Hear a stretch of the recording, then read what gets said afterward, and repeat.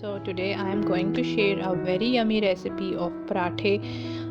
परतों वाले जो पराठे होते हैं उनकी रेसिपी मैं आपके साथ शेयर करूँगी। इंशाल्लाह आपको बहुत पसंद आएगी। So without wasting any more time let's get started. बिस्मिल्लाहिर्रहमानिर्रहीम। परतों वाले पराठे बनाने के लिए सबसे पहले मैंने प्लेन फ्लावर ले लिया है। मैदा जो होता है वो 2 कप लिया है। उसके बाद मैं चक्की वाला आटा ले रही हूँ 1 कप, और इसके बाद में इसमें 1 टीस्पून अजवाइन की, 1 टीस्पून कलौंजी की और 1 टीस्पून मैंने इसमें नमक की डाली है। इसके बाद मैं 4 टेबलस्पून ऑयल की डाल रही हूँ, जो रेगुलर ऑयल होता है। कुकिंग ऑयल ले लें आप, ऑलिव ऑयल इस्तेमाल करना चाहते हैं आप ऑलिव ऑयल इस्तेमाल कर लें। और अब मैं हस्बे ज़रूरत पानी के साथ इसको गूंद लूँगी अच्छे से। अगर आप चाहते हैं कि आपके परतों वाले पराठे बहुत ही अच्छे, नरम, खस्ता और साथ ही साथ क्रिस्पी भी हों, तो आपको इसकी डो बनाते वक्त ये ख़्याल रखना है कि आप अगर ऑयल इस्तेमाल कर रहे हैं तो वो उसकी क्वांटिटी कितनी होनी चाहिए। अगर आपके घर में ऑयल नहीं है तो आप मक्खन इस्तेमाल कर सकते हैं, मक्खन नहीं है तो आप देसी घी इस्तेमाल कर सकते हैं। अगर आपके घर में देसी घी भी नहीं है तो आप मलाई इस्तेमाल कर सकते हैं। तो it's all depend on you कि आप किस तरह से इसकी डो बनाते हैं। असल में इसकी डो बनाने का पहले आपको फ़न आना चाहिए, फिर उसके बाद डो के बाद आप जैसे उसकी परतें बनाते हो, जैसे इसकी लेयर्स बनाते हो, असल फ़न वही है। As you can see, I am done with the dough and now I am going to create layers on this paratha. So first of all, I flatten the dough ball and now I spread the desi ghee on top of it. Sprinkle some plain flour। और अब जैसे कि आप देख सकते हो कि मैंने इस रोटी के दरमियान में एक सुराख कर दिया है। अब आपने क्या करना है, हर साइड को आपने उठाना है दरमियान से, और पहली साइड के ऊपर ऑपोजिट साइड पे आपने उस रोटी को रख देना है। एक डोनट की शेप देनी है, ठीक है। इस डोनट की शेप देने के बाद आपने क्या करना है, एक साइड से आपने कट लगाना है, ठीक है, और आपने इसको रोल करते जाना है, जैसे कि आप वीडियो में देख सकते हो। रोल करते जाना है और पूरा एक पेड़ा बनता जाएगा। इसी से आपकी लेयर्स बनेंगी। ये लेयर्स देने का एक बहुत ही मुनफरिद और बहुत ही ज़बरदस्त तरीका है। इसी तरह से मैंने सारे पराठे बना लिए हैं। अब मैं आपको इसको रोल करके एक पराठे की शेप बताती हूँ। वापस आपने इसको रोल करना है और रोटी की शक्ल देनी है। आगे का सिंपल प्रोसीजर है, जैसे आप रोटियां बनाते हो वैसे ही रोटी बनानी है।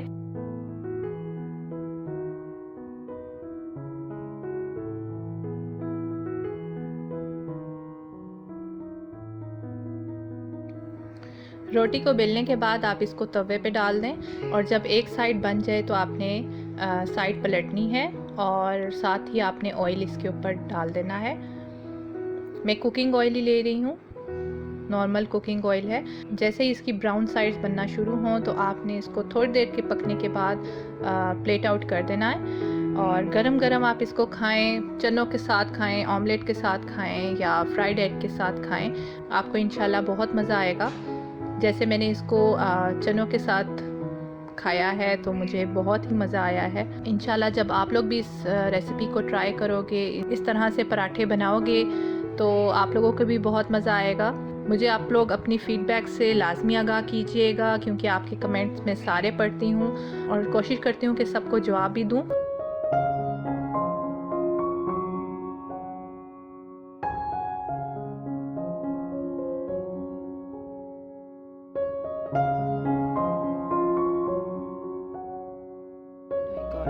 Today I am going to share recipe of nuggets, जो बच्चों और बड़ों दोनों को बहुत पसंद आती है। तो चलें देखते हैं इसके लिए कौन कौन सी इंग्रेडिएंट्स रिक्वायर्ड हैं।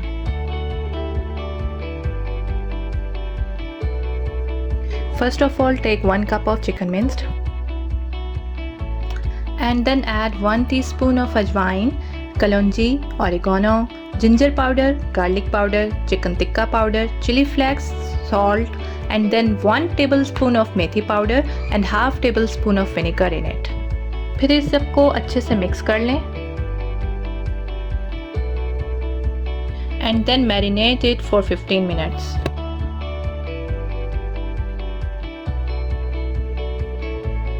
Okay, so I am taking small portion of it because मैं 1 bite nuggets बना रही हूँ। 1 cup of chicken mince से मैंने तकरीबन 2 दर्जन nuggets बनाए हैं। Now it depends on you कि आप इसका साइज़ कितना रखते हैं।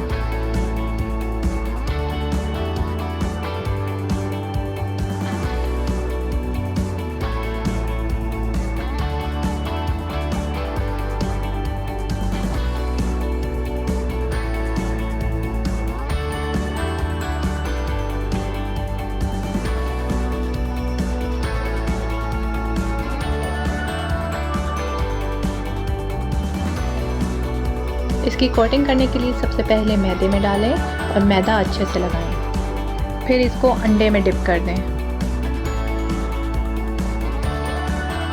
अंडे से निकालकर इसको ब्रेड क्रम्ब में डालें और दूसरी कोटिंग के लिए दोबारा इसको अंडे में डाल दें। And then take it out and put it in cornflakes। और फिर इसको थोड़ी सी शेप दे दें और मीडियम हीट में इसको तल लें।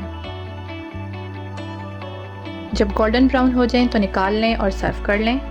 और बस नगेट्स तैयार हैं। आई होप आपको मेरी ये रेसिपी पसंद आई होगी। Please do let me know in comment section and don't forget to subscribe. इस दुआ के साथ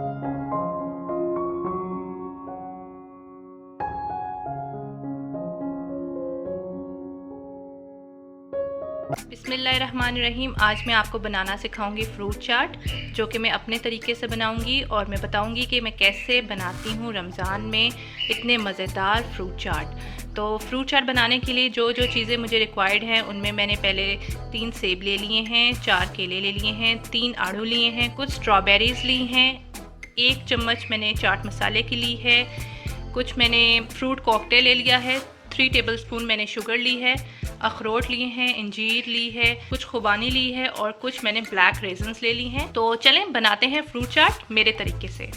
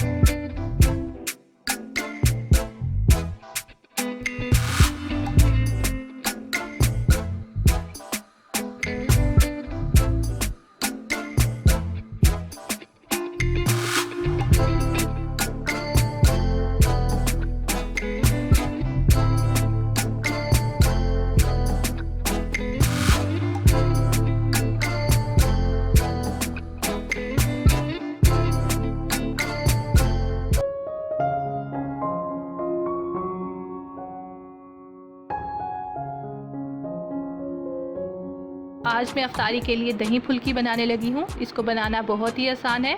इसको बनाने के लिए सिर्फ़ और सिर्फ 2 इंग्रेडिएंट्स रिक्वायर्ड हैं। तो चलें देखते हैं कि मैंने इसको कैसे बनाया।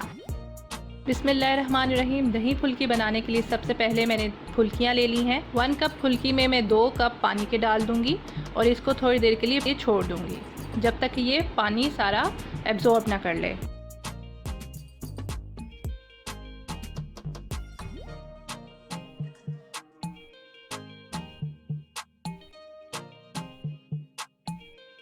दस मिनट गुजर गए हैं, फुल्कियाँ नरम पड़ गई हैं और अब मैं एक बोल में 2 खाने के चम्मच चीनी की डाल रही हूँ, 1 टीस्पून चाट मसाले की डाली है और 4 बड़े चम्मच में दही के डाल रही हूँ। दही डालने के बाद मैं इसको अच्छे से विस्क कर लूँगी।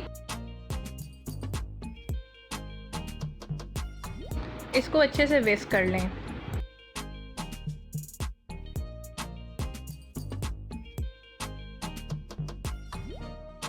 साथ ही मैंने 4 टेबलस्पून पानी के डाले हैं और पानी डाल के भी इसको अच्छे से मिक्स कर लिया है। एक थिन लिक्विड मिक्सचर बन गया है।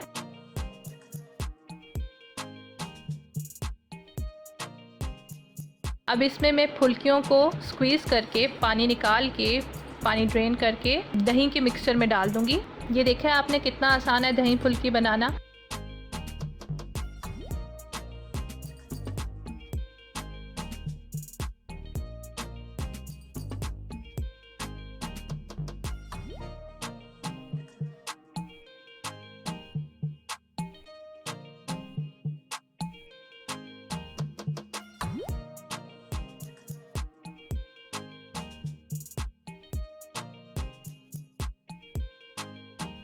बस अब क्या करना है कि मैंने इसकी टॉपिंग करनी है दही से, तो उसके लिए भी मैं अब दही निकाल रही हूँ एक बोल में और इसको भी अच्छे से बीट कर लूँगी। अगर आप चाहते हैं कि दही थोड़ा सा पतला हो तो आप इसमें पानी भी डाल दें, लेकिन पानी ज़्यादा मत डालिएगा। 1 या 2 टेबलस्पून से ज़्यादा पानी डालेंगे तो दही ज़्यादा पतला हो जाएगा।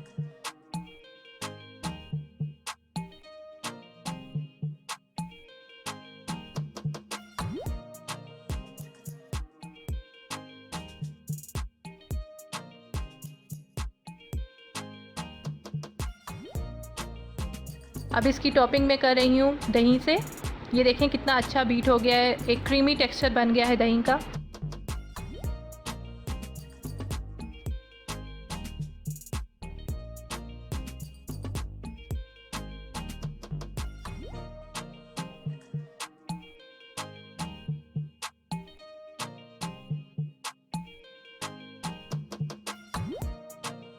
फुल्कियों के ऊपर अब मैं दही को स्प्रेड कर रही हूँ। ये आपने देखा है इसको बनाना कितना ही आसान है। मिनटों में एक अच्छी सी डिश बन जाती है और ये गोल वाली फुल्कियाँ होती ही बहुत लजीज हैं। आराम से आपको मार्केट से मिल जाएंगी। दही डालने के बाद मैं इसके ऊपर थोड़ा सा चाट मसाला स्प्रिंकल कर रही हूँ।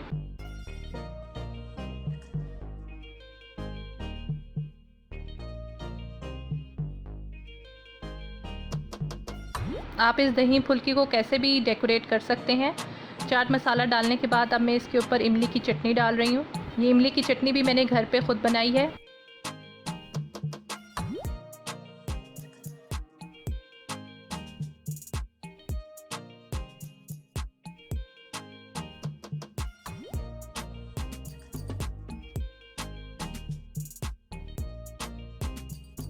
एंड पे मैं इसको पुदीने के पत्ते से डेकोरेट कर रही हूँ और बस इतनी सी बात थी, दही फुल्की तैयार है।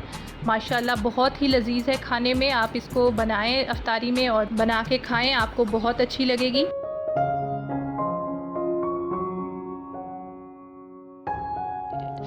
तो आज हम बना रहे हैं कचौरियाँ, जो कि रमज़ान की मोस्ट वांटेड रेसिपी है। कचौरी की डो बनाने के लिए हमें जो जो चीज़ें रिक्वायर्ड हैं प्लीज़ नोट कर लें।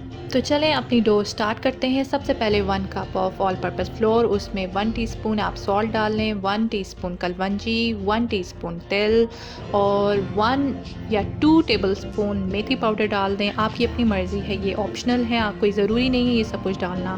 फिर आपने 1 टेबलस्पून देसी घी का डाला और इन सब को मिक्स कर लेना है। लीजिए आपकी डो तैयार है। अब हम बनाएंगे चिकन मिक्सचर। उसके लिए जो जो चीज़ें हमें रिक्वायर्ड हैं प्लीज़ नोट देम डाउन। सबसे पहले 3 टेबलस्पून ऑयल लें, उसमें एक प्याज डालें और उसको ब्राउन होने दें। जब वो ब्राउन हो जाए तो आप इसमें टमाटर डालें, टमाटर को भी अच्छे से मिक्स कर लें। फिर आप इसमें श्रेडेड चिकन डाल दें 1 कप और उसको भी अच्छे से मिक्स करें। 2 टेबलस्पून चिकन टिक्का का डालें और 1 स्मॉल जुलियन कट शिमला मिर्च की डाल के उसको अच्छी तरह से मिक्स करें और भून लें। भुन जाए तो आप इसमें एक गरम कोयला रखें और उसके ऊपर 2 टेबलस्पून ऑयल डाल के इसका ढकना ढक दें। फिर इस कोयले को निकाल दें और इसको अच्छे से मिक्स कर लें। इसके अंदर जो खुशबू रहेगी वो बहुत मज़े की हो।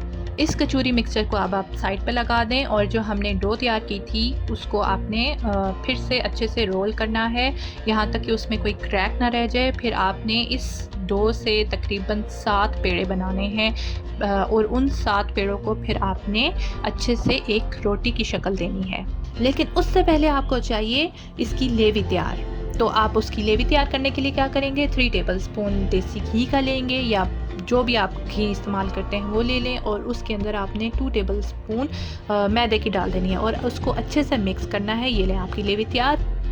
अब हमने इसकी रोटी तैयार करनी है। रोटी के लिए आप इसको अच्छे से बेल लें यहाँ तक कि ये स्क्वायर फॉर्म में आ जाए, ठीक है। आपने इसको एक्चुअली स्क्वायर फॉर्म में लेकर आना है और इतना पतला करना है जैसे कि कोई कागज़ होता है। इतना पतला करने के बाद आपने इसको इसके ऊपर ब्रशिंग करनी है। पहले राइट साइड से टर्न करें, फिर लेफ़्ट साइड से टर्न करें, और जब ये टर्न हो जाए तो आपने इसके ऊपर फिर से ब्रशिंग करनी है लेवी की।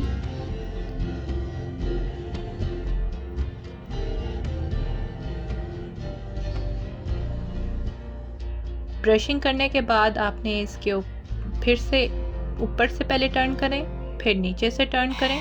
ये लें जी, कचौरी का पेड़ा तैयार है। अब हम इसकी कचौरियों की फिलिंग करेंगे।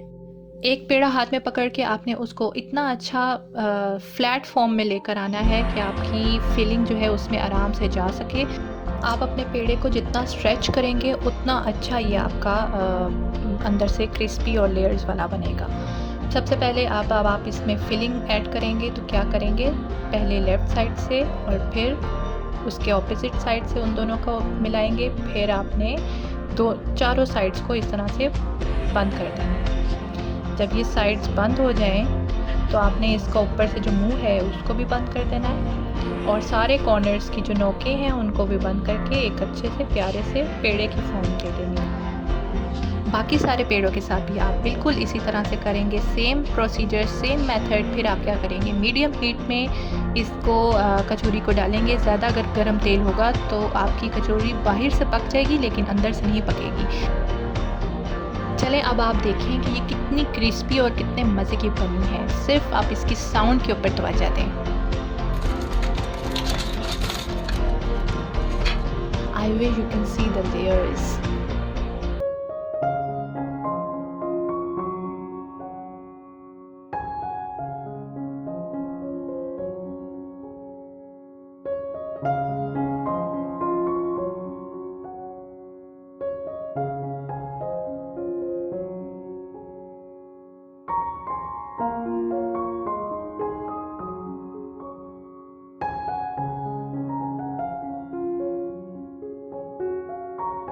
Today I am going to make Karanji with chicken filling. Karanji को छोटे समोसे भी कह सकते हैं। इसको मैंने चिकन फिलिंग के साथ बनाया है। बहुत लजीज बनते हैं, बहुत मज़ा आता है। शाम की चाय में आप इसको साथ में खाएं, बहुत मज़ा आने वाला है। अगर आप देखना चाहते हैं कि मैंने करंजी को किस तरह बनाया तो प्लीज़ मेरी वीडियो को एंड तक देखिएगा। और अगर आपको ये रेसिपी पसंद आए तो प्लीज़ लाइक भी करिएगा, कमेंट भी करिएगा और शेयर भी करिएगा। तो चले देखते हैं कि करंजी किस तरह से बनाई जाती है। बिस्मिल्लाहिर्रहमानिर्रहीम। करंजी बनाना बहुत ही आसान है। इसको बनाने के लिए मैं 1 कप मैदा ले रही हूँ, और इस 1 कप मैदा में ये मैंने प्लेन फ्लोर लिया है। प्लेन मैदा है, इसमें कुछ भी नहीं है, ऑल पर्पस फ्लोर नहीं है ये। इसमें 1/2 टीस्पून जो है मैं इसमें बेकिंग पाउडर की डाल रही हूँ, और इसको अब मैं मिक्स कर दूँगी।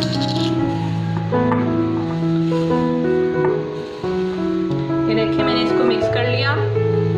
1 टेबलस्पून देसी घी की डाल रही हूँ, और इसको अपने हाथों की मदद से ऐसे ऐसे मसल लूंगी।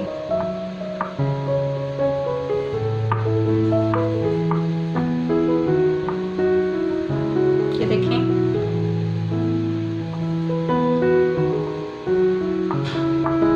देसी घी डालने का मकसद ये है कि इससे जो हम करंजी बनाएंगे वो थोड़ी सी खस्ता खस्ता बनेगी। देखें इसकी ना ऐसी शक्ल हो जाएगी, थोड़े से ज़रे ज़रे से बन जाएंगे इसके देसी घी की वजह से। अब मैं इसमें पहले थोड़ा सा नमक डालूंगी, और अगर आप कुछ और भी इसमें ऐड करना चाहते हैं जैसे तिल वगैरह है वो ऑप्शनल है। कलंजी हो गई तो ये आपकी ऑप्शनल है, आप डालना चाहते हैं तो आप डाल दें। मैं इसमें डालने वाली हूँ 1/2 टीस्पून नमक,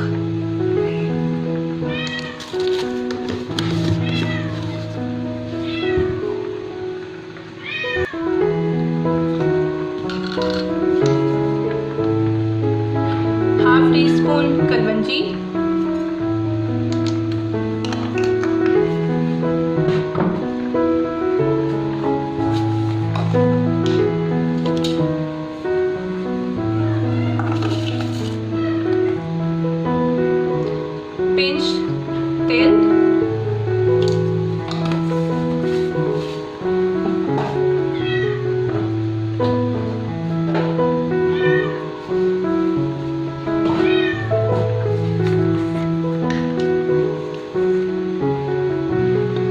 पिंच ही मैंने इसमें अजवाइन डाल रही हूँ, इससे हाजमा अच्छा होता है।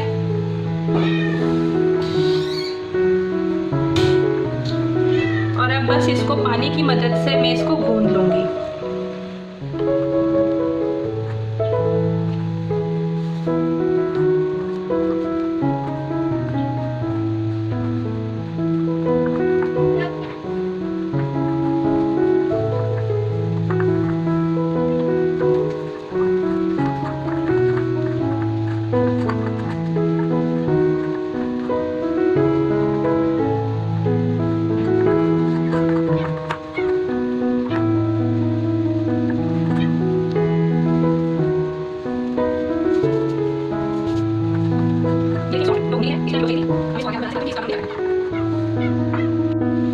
ये देखें बहुत ही खस्ता डो बन गई है माशाल्लाह। ये देखिए माशाल्लाह मैंने 1 कप ऑफ प्लेन फ्लोर से तकरीबन 6 बॉल्स बना ली हैं। अब हर बॉल को मैं एक फ्लैट रोटी की तरह बनाऊंगी और हर रोटी को फिर उसके ऊपर रखूंगी। ये आप देखते रहें कि मैं इसको कैसे बना रही हूँ।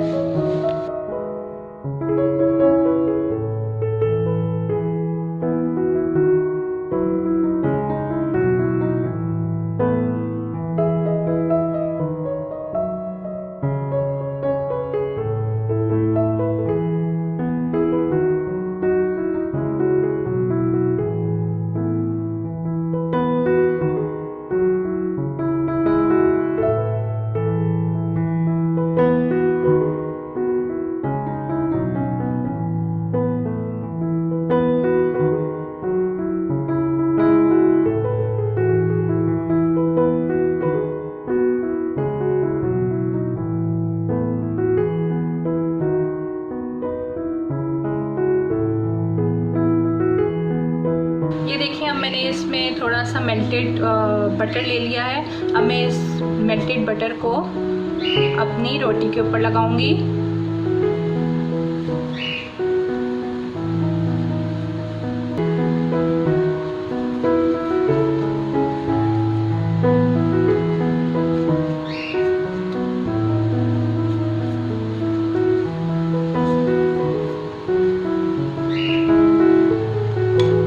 इसको उठा के अब मैं साइड पे रख दूँगी। दूसरी रोटी को भी इसी तरह से। कोई बात नहीं, अगर आपकी गोल रोटियां नहीं बनी तो इट्स ओके, इट्स फाइन, क्योंकि अभी इनको कटिंग ही हो जानी है इसकी। तो ये देखें अब दूसरी वाली के ऊपर भी मैं लगाऊंगी इसी तरह से मक्खन।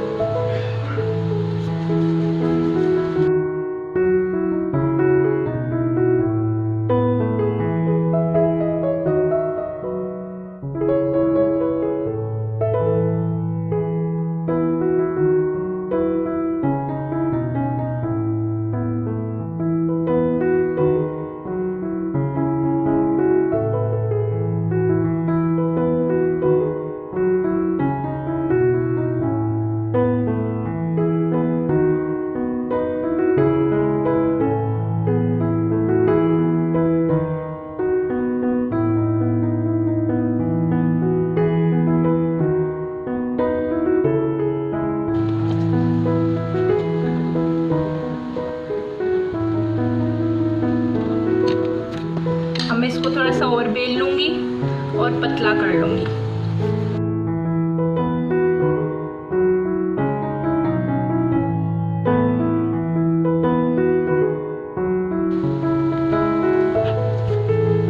ये देखिए ये रोटी बन गई है। अब मैंने इसको रोल करना है।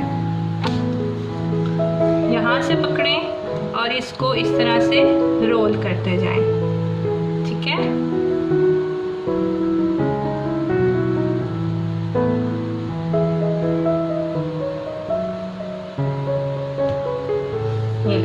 ये रोल हो गई, ठीक है। अब मैं इसको थोड़ा हाथों की मदद से ऐसे खींचूंगी।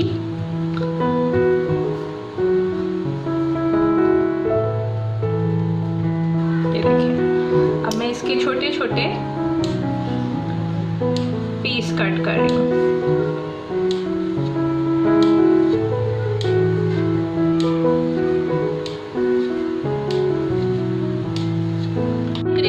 फिलिंग बना लेते हैं। उसके लिए मैं ले रही हूँ 2 टेबलस्पून वेजिटेबल ऑयल की।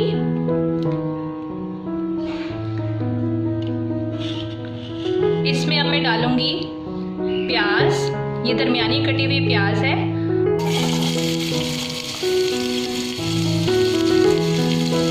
बस प्याज को इतना ही पकाना है। अब इसमें मैं टमाटर डालने लगी हूँ। एक दरमियानी टमाटर चॉप की हुई डालूंगी।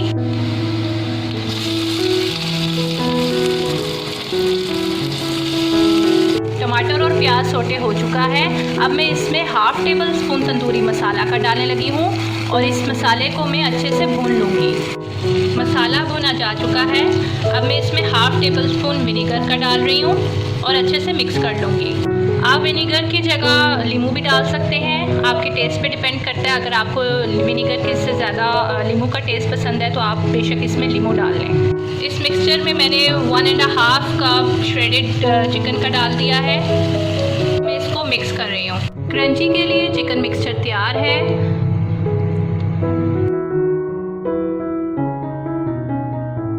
चिकन मिक्सचर तैयार है। अब मैं करंजी बनाने का आपको तरीका सिखाती हूँ। सबसे पहले आपने एक पेड़ा लिया, ठीक है, उसको आपने हल्के हाथ से प्रेस कर लिया, ठीक है। अब आपने बेलन की मदद से इसको थोड़ा सा गोल फ्लैट रोटी बना लें।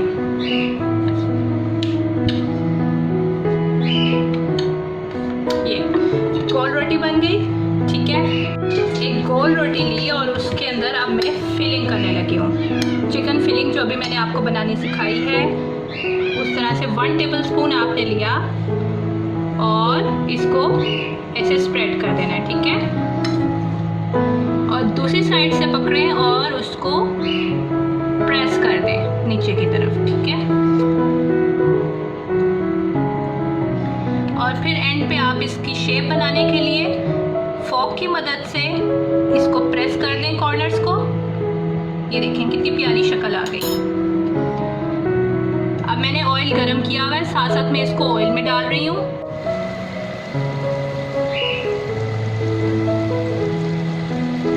ये देखें करंजी बिल्कुल तैयार है।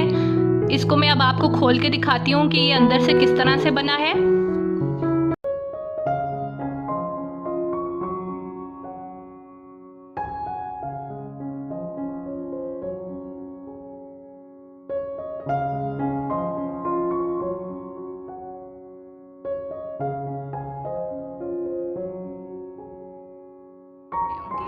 आज मैं आपके साथ बहुत ही मज़ेदार और बहुत ही यमी रेसिपी शेयर करने वाली हूँ। टी टाइम स्नैक में आप अक्सर कुछ ऐसी चीज़ चाह रहे होते हैं जो आप खाएं और मज़ा आ जाए आपको। तो आज मैं आपके साथ शेयर करूँगी नान पकोड़े की रेसिपी। बहुत ही मज़ेदार होती है और क्विक फटाफट बन जाती है। तो चलें देखते हैं कि मैंने ये रेसिपी कैसे बनाई। बिस्मिल्लाहिर्रहमानिर्रहीम। नान पकोड़ा बनाना बहुत ही आसान है। इसको बनाने के लिए तमाम वो इंग्रेडिएंट्स चाहिए होंगी जो आम रूटीन में हमारे पास घर में मौजूद होती हैं। तो इसके लिए मैं ले रही हूँ हाफ कप बेसन ले लिया है।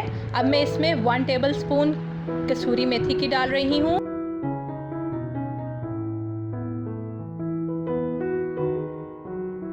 वन 4 टीस्पून अजवाइन की, half tablespoon red chilli flakes, 1 teaspoon salt,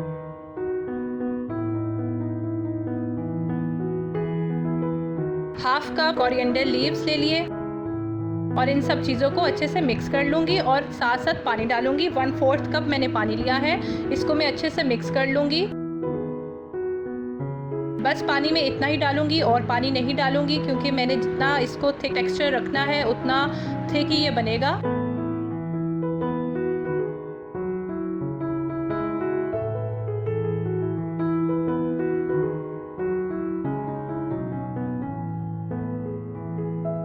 ये देखें ये मिक्स हो चुका है। अब मैं इसको नान के ऊपर लगाऊंगी। नान मैंने सुबह का पड़ा हुआ था नान, तो वो उसके ऊपर मैं लगाऊंगी। ज़रूरी नहीं है कि आप इसके लिए फ्रेश नान लें। नान पकोड़ा तभी बेस्ट बनेगा अगर आपका नान थोड़ा सा टाइम पुराना होगा। इसके ऊपर मैं अब वही मिक्सचर बेसन वाला लगा रही हूँ। अच्छे से सारी तरफ स्प्रेड कर दूंगी। इसको लगाने में बिल्कुल भी कंजूसी मत कीजिएगा क्योंकि इसी का टेस्ट ज़्यादा अच्छा आएगा।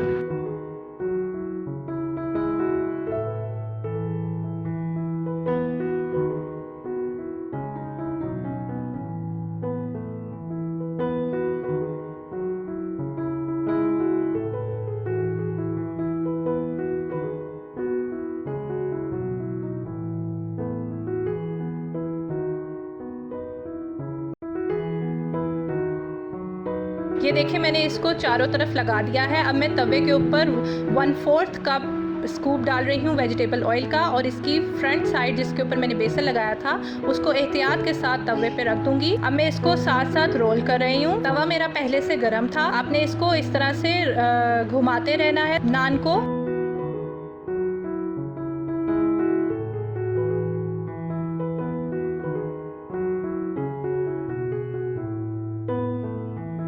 अब मैं इसकी बैक साइड पे भी इसी तरह से बेसन लगा दूंगी। बेसन का मिक्सचर आपने हर तरफ लगाना है, कोई भी साइड रह ना जाए।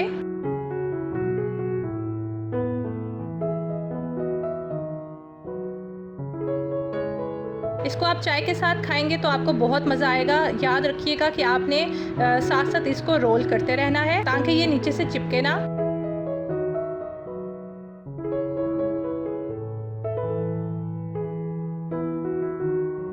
ये देखें अभी साथ साथ इसकी गोल्डन कलर आता जाएगा।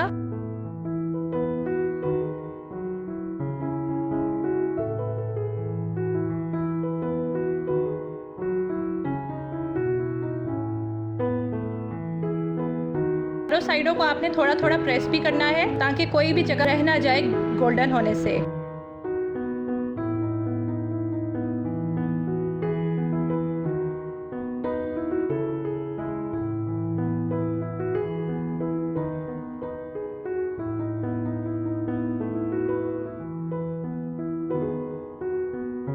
ये देखें हमारा नान पकोड़ा तैयार है। अब मैं इसकी कटिंग कर रही हूँ। आप इसको नान पिज़्ज़ा भी कह सकते हैं, और इसी तरह से आप इसकी टॉपिंग किसी और चीज़ से भी कर सकते हैं, सब्जियों वगैरह से। ये देखें कितना प्यारा कलर आया है इसका, गोल्डन कलर। आप इसको चाय के साथ खाएं, आपको बहुत ही मज़ा आएगा। मैं उम्मीद करती हूँ कि आपको मेरी झटपट से बन जाने वाली रेसिपीज़ पसंद आती होंगी। अगर आपको मेरी ये रेसिपी पसंद आई है तो फ़ौरन से लाइक का बटन क्लिक कर दें, और अगर आपने मेरा चैनल अभी तक सब्सक्राइब नहीं किया तो प्लीज़ मेरे चैनल को सब्सक्राइब करें और साथ ही साथ बेल आइकन पे क्लिक कर दें।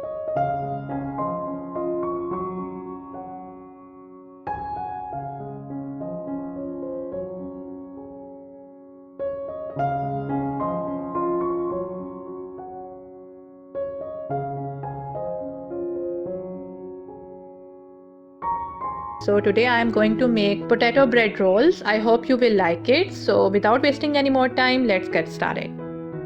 बिस्मिल्लाहिर्रहमानिर्रहीम। पोटैटो बॉल्स बनाने के लिए जो मेन इंग्रेडिएंट्स हमें रिक्वायर्ड हैं उनमें है ब्रेड, 3 मैंने बॉइल्ड आलू ले लिए हैं, एलोपिनो ली है, 1.5 प्याज लिया है, आधी गाजर ले ली है और आधी शिमला मिर्च ले ली है। चलें अब इसको बनाना शुरू करते हैं। बिस्मिल्लाहिर्रहमानिर्रहीम। सबसे पहले मैं इन सारी सब्जियों को चॉप कर लूँगी। ये देखें चॉप हो चुका है। एलोपिनो ऑप्शनल है, अगर आपको पसंद नहीं तो आप इसको स्किप भी कर सकते हो। अब बारी है आलूओं को मैश करने की, तो आलू को मैंने मैश कर दिया है। अब बारी है ब्रेड की। ब्रेड्स के ये कॉर्नर्स उतार दें ऐसे करके, और फिर ये जो ब्राउन्स हैं इनको आप ब्रेड क्रम्स के लिए भी संभाल के रख सकते हो। चारों साइड्स के ब्राउन कॉर्नर्स में उतार दूंगी।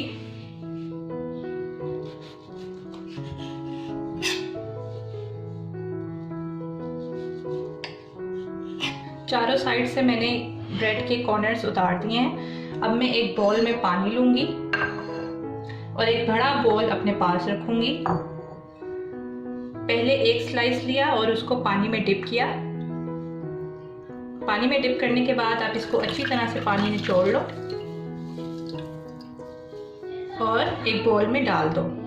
अब इसी बाउल में मैंने जो सब्जियां चॉप की थी उनको डाल दूंगी, उसको भी मिक्स कर देंगे। पहले इसको अच्छे से मिक्स कर लें। ये देखें अच्छे से मिक्स हो गया है। अब मैं इसमें 2 टेबलस्पून कॉर्नफ्लोर डाल रही हूँ,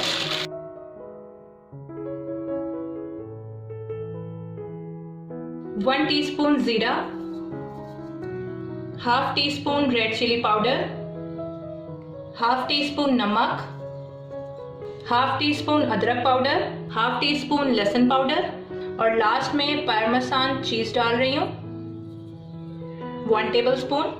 और अब मैं हाथों की मदद से इन सबको मिक्स कर लूँगी। इसमें आप नमक और मिर्च अपने टेस्ट के हिसाब से ज़्यादा और कम कर सकते हैं। हमारे ब्रेड रोल का मिक्सचर तैयार हो चुका है। अब मैं आपको बताऊंगी कि इसको हमने फ्राई किस तरह करना है। ब्रेड रोल को फ्राई करना बहुत ही आसान है। इसके लिए आपको ब्रेड स्लाइस चाहिए होंगे। आप उसके कॉर्नर्स उसी तरह से पहले कट कर लें जैसे पहले हमने स्टार्टिंग में किया था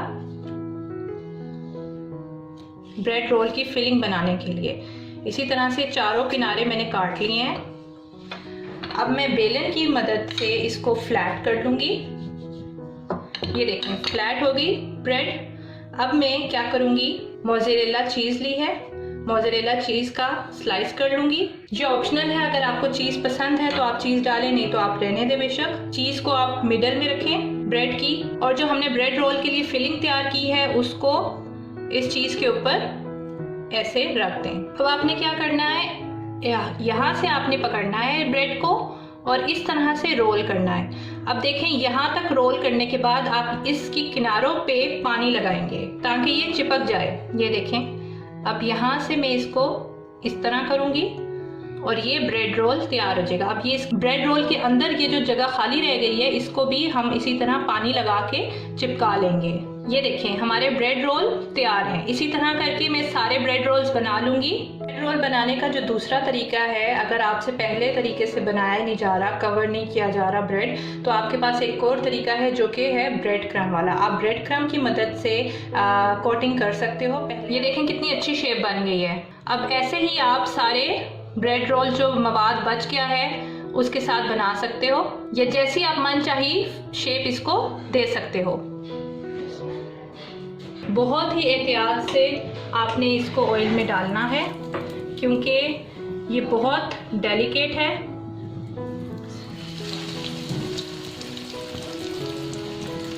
दूसरी शेप मैंने आपको सर्कल बताई है।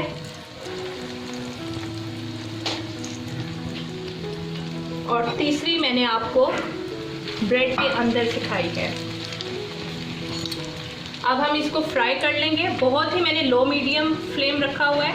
ये देखें कितने ज़बरदस्त फ्राई हुए हैं। इसको आप केचप के साथ मज़े लेकर खाएं। जिनको आलू पसंद है उनके लिए तो ये बेस्ट पोटैटो ब्रेड रोल्स हैं। आई होप आपको मेरी आज की रेसिपी पसंद आई होगी। इसके तो चलें आज आपके साथ पकोड़ा प्लेटर की रेसिपी शेयर करती हूँ। मैंने पकोड़ा प्लेटर बनाने के लिए जो जो चीज़ें इस्तेमाल की हैं प्लीज़ वो नोट कर लें। बिस्मिल्लाहिर्रहमानिर्रहीम। सबसे पहले बेसन का मिक्सचर तैयार करना है, तो उसके लिए मैंने 1 कप बेसन ले लिया है और अब मैं इसको अच्छे से मिक्स करूँगी ताकि इसके अंदर कोई लम्स ना रह जाए। अब इस बेसन में स्पाइसेस डाल लेते हैं। इसमें 1.5 टीस्पून नमक की, लाल मिर्च की, चिली फ्लेक्स, ज़ीरा, सूखा धनिया, कसूरी मेथी डाल दी और 1 टीस्पून ओरेगानो, 1/2 टीस्पून जायफल जवत्री और ज़रा सा रोज़मेरी लेके मैंने अपने दोनों हाथों की मदद से उसको मसल लिया है और इस मिक्सचर में डाल दिया है। और अब थोड़ा थोड़ा पानी डाल के मैं इसको घोल लूँगी। चलें अब पकौड़ों के लिए सब्जियां काट लेते हैं। मैं आलू, प्याज, बैंगन और टमाटर के पकौड़े बना रही हूँ और इस प्लेटर में पालक के पकौड़े भी बनेंगे। तो उसके लिए मैंने सबसे पहले एक बाउल में पानी ले लिया है और पानी में थोड़ी सी बर्फ़ डालूंगी। जब ये पानी थोड़ा सा ठंडा हो जाएगा तो इसमें एक एक करके पालक के पत्ते डालूंगी। पालक के पत्तों को ठंडे पानी में डिप करने का मकसद ये है कि जब हम इन्हें फ्राई करें तो ये क्रंची रहें, ढीले ना पड़ जाएं। अब मैं एक एक करके सारी सब्जियों को लंबा लंबा काट लूँगी और इसी ठंडे पानी में थोड़ी देर के लिए डिप रखूँगी। ये देखिए मैंने इसको पानी से निकाल के एक प्लेट में रख लिया है। जो जो चीज़ें मुझे रिक्वायर्ड हैं प्लेटर के लिए वो मैंने एक सारी प्लेट में रख दी हैं।